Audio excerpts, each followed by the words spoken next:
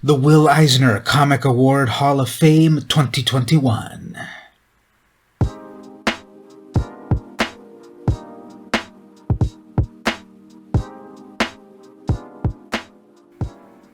Hey everyone, it's VM Campos, comic book fan.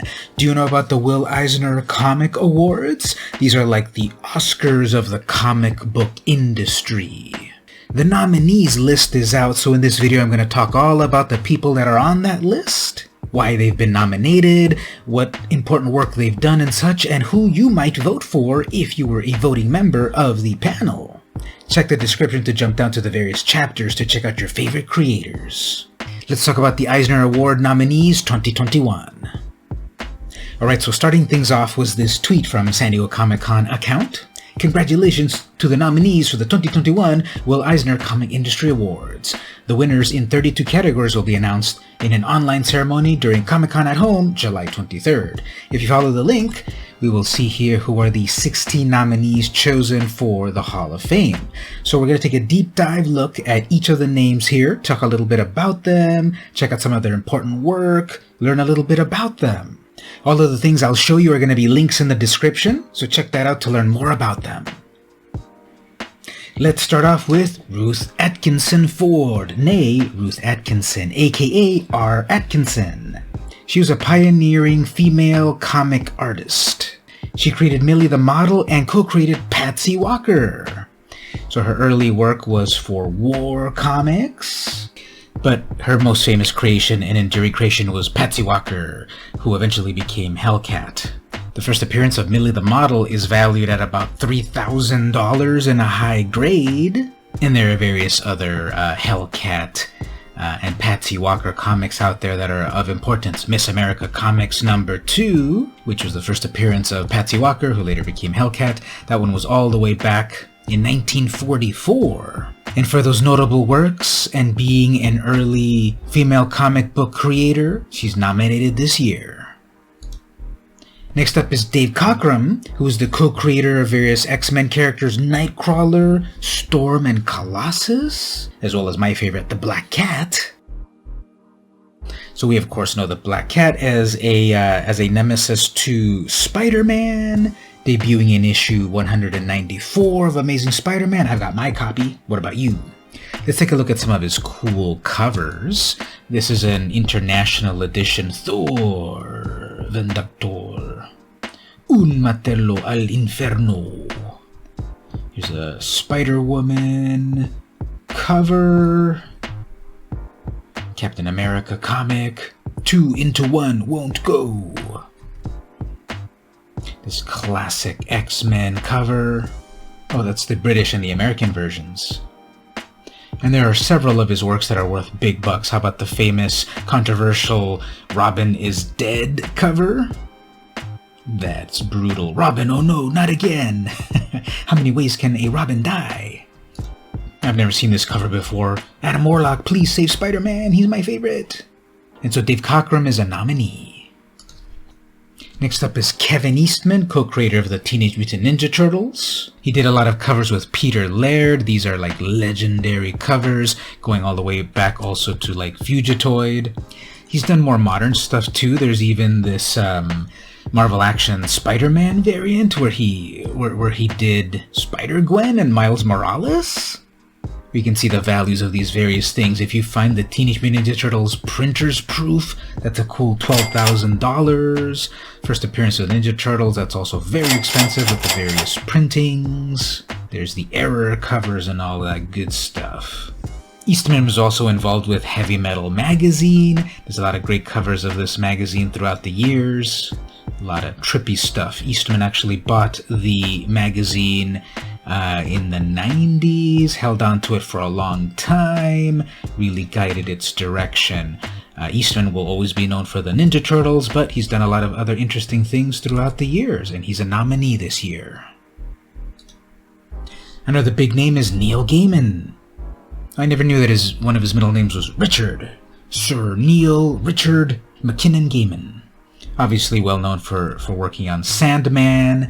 He's a writer. He's worked on a variety of things. Sandman is the big one that he's known for. A lot of these amazing covers with Dave McKean. Here's, of course, the famous issue #1, classic cover. First appearance of Death. This was a seminal work in the 90s that really defined indie work in the 90s. Looking at the value of things, if you go over to 2000 AD, Prague 488, you'll actually find the first written work of Neil Gaiman. Pretty affordable. The first Sandman comic might be a little bit expensive, so how about a preview? This one was from DC Direct Currents #10, preceded #1. It's a little bit more affordable. Obviously, you want Sandman #1. I think I've got this Total Eclipse #4. I don't know, the cover looks pretty familiar to me. I think I've got it somewhere in my boxes. And of course, the first appearance of Death is a nice, valuable one. Still alive, still creating, Neil Gaiman is a nominee. Now this is a fascinating nominee here. Max Gaines, father of William M. Gaines. He was a pioneering figure in the creation of modern comic books, worked in DC before it was DC, just pioneered a lot of what comic books would be. He's got a long history in the world of comics. All-American Comics was something he was involved in from a long time ago in the 1930s. All of these classic stories of the golden age of comics, where we also found the first appearance of Green Lantern, the original Green Lantern. That comic went on for several years. Later on, Gaines went on to publish EC Comics, educational comics, which then went into this like very violent direction that actually had to establish the Comics Code Authority to regulate comics, because these EC comics started to get more and more violent, especially these crime suspense stories like, what is going on with this dead guy over here? This comic eventually morphed into other things such as horror and like really violent things that caused government investigations. Look at that cover, that is brutal. Can you even do these covers anymore? Whoa, these are going to give me nightmares. This is one of the classic ones that had to be defended in the Senate. Of course, then we got Tales from the Crypt over at EC Comics, very famous series of violent comics. This is known as pre-code horror comics.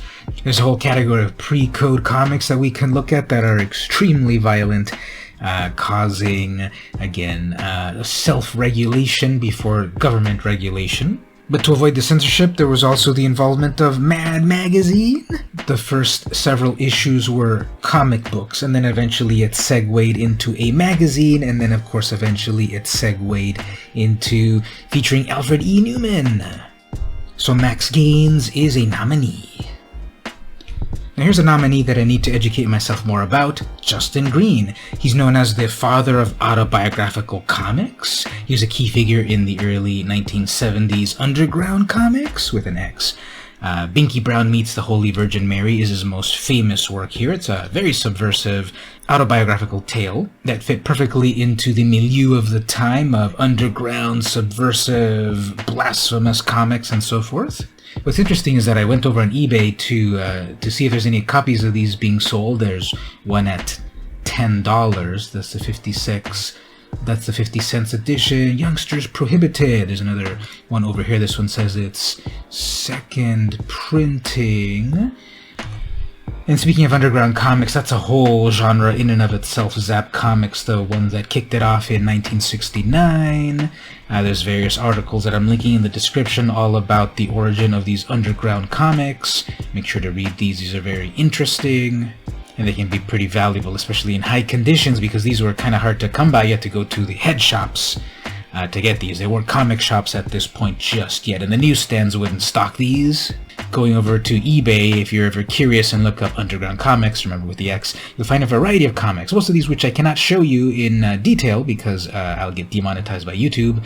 But they really went through the range of what could be acceptable. They were not acceptable. That's why there were these underground comics that were independently published and just extremely subversive. So interesting stuff for you to look at if you dare.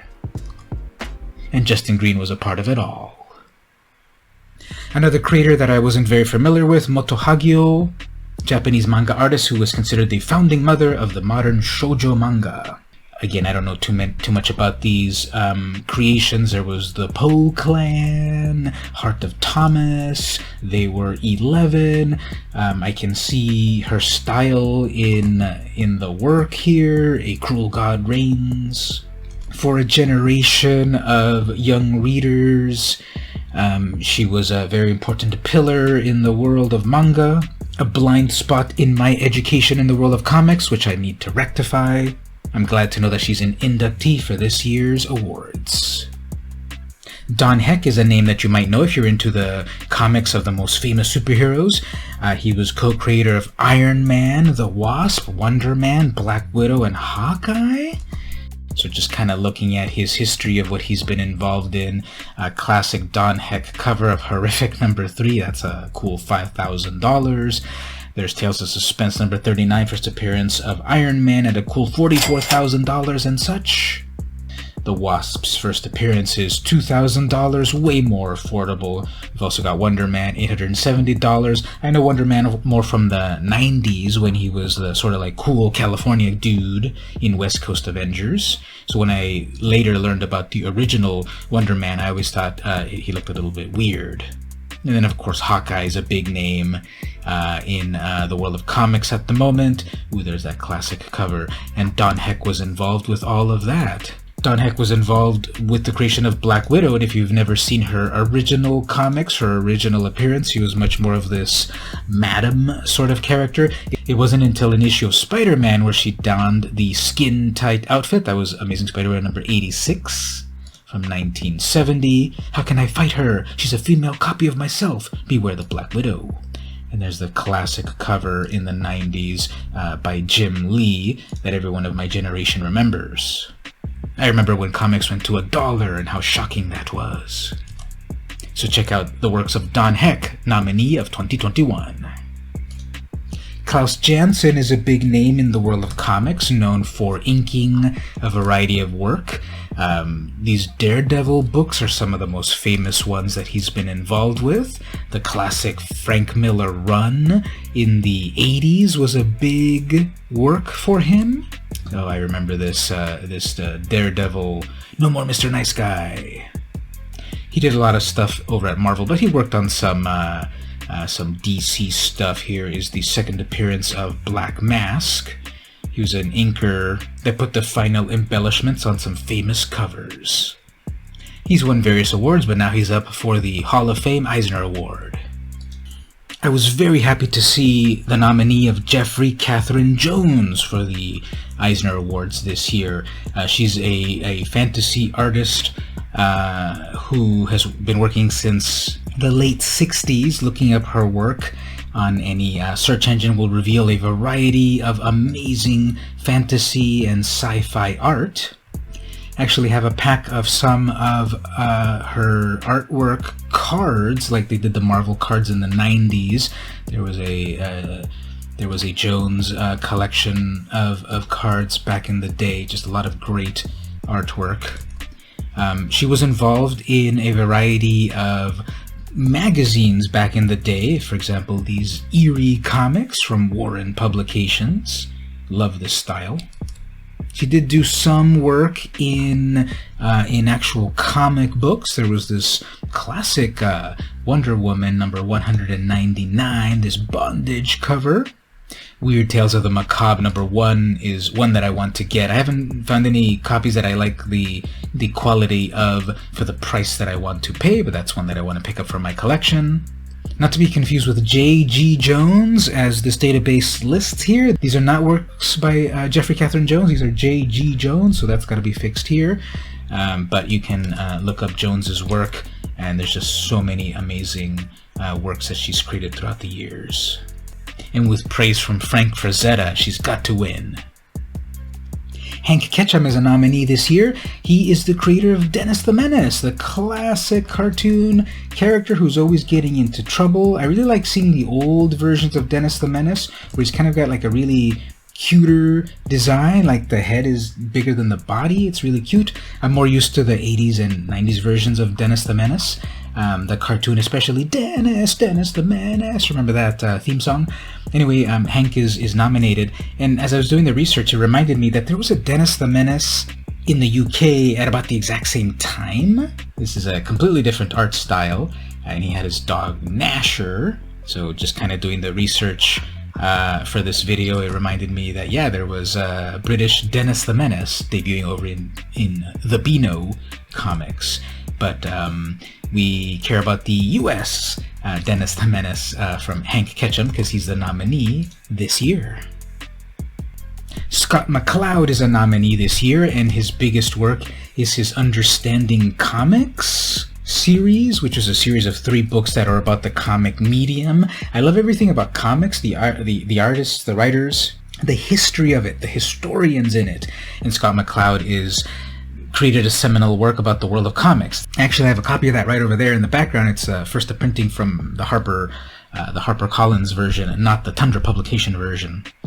He did other work besides that. He worked on his at DC Comics and Eclipse Comics with his Zot comics, although he is much more famously known for his Understanding Comics series. He also did this fascinating series called Destroy, where it was a parody of grim and gritty superheroes. But Zot Comics is also his other big, famous, well-known work. Sci-fi superhero sort of thing, a lighthearted tone compared to the much more heavy sort of comics at the time. He did work over at DC, working on Superman comic. Over here is the first appearance of Livewire in the comics continuity. A cool $50. Do yourself a favor, if you really like comics, you gotta read Understanding Comics. It's just a fascinating book about the world of comics. Glad he was nominated. Grant Morrison is a nominee this year. He's worked on in the world of comics for a long time. He's got a lot of credits to his name. You can check the description again for all of these links that I'm putting here. It's just a lot of work for him. That's 13 pages of work over here at the Grand Comic Book Database. Some valuable books that he's been involved in and such. Animal Man is the big work that I think he's associated with, especially for me and my generation, I think. I've got that copy right there of Animal Man #1. It was a very meta book. Most recently, he's worked on Proctor Valley Road. I've got this comic. Interestingly, the Proctor Valley Road that they're talking about in this comic is right down the street of where I live, actually. I don't think I've ever seen any creepy monsters like in this book, and I hope that I don't. It shouts out various local San Diego landmarks and such, so it's like, wow. So that's kind of a connection there with Grant Morrison, that the area where I live at inspired his latest comic book. Alex Niño is a Filipino comic artist who's been involved in heavy metal, House of Secrets, weird war tales, and so forth. He was part of that sort of collective of Filipino artists like Alfredo Alcala, Nestor Redondo, and Jerry Talauk. He's got a big biography of work that he's done. Got some cool covers to look at. This heavy metal cover really stands out. Very trippy. That's from 1978. If you're interested in his earliest work, if you track down a copy of House of Mystery number 204, you will see his first work there, as well as an early work by Sergio Aragonés. So you get a 2-for-1 in that book. And he's worked at a bunch of publishers: Archie Comics, Marvel, Innovation Publishing, Image, etc. Long, illustrious career. Next up is P. Craig Russell. This is another blind spot in my history of comics. I didn't really know too much about him. Multiple Harvey and Eisner Award winner, and one of the first mainstream comic book creators to come out as openly gay, apparently. He's worked over at a variety of publishers: Marvel, Eclipse, Pacific Comics, etc., starting in the early 70s. Killraven was one of the properties he worked on, and I found this interesting right here. Amazing Adventures number 31, first interracial kiss in a standard comic book. That's from 1975, so an interesting thing to add to your collection, with illustrations by the nominee of P. Craig Russell. And finally, we've got Gaspar Saladino, American letterer and logo designer. For a long time, he was involved in working on the logos of lots of comic titles. Chances were that if you were reading comics at a certain time, he designed the logos of all of these famous comics. So I would say he's sort of like a hidden name in the industry, but I'm glad he's getting this attention by becoming a nominee for this year's Eisners. So who's my pick from this year's list? I'm going with Jeffrey Catherine Jones. I just love her style of art. I think she is a pillar of the fantasy art community. I'm glad she's got this nomination that will hopefully bring her attention to more comic book fans. This art is just amazing, so evocative, so painterly, so perfect. If I were a voting member of the committee, I would vote for Jeffrey Catherine Jones. And that was my deep dive into the nominees for the Eisner Awards 2021, the most prestigious award in the world of comics. A lot of amazing creators there, don't you think? Which one would you vote for? Tell me there in the comments. Your first, second, and third picks to be inducted this year. If you enjoyed the video, don't forget to like and share. If you really liked the video, consider pressing the join button here to become part of the VMC crew. Click to see what you'll earn. This has been VM Campos, and I'll see you next time.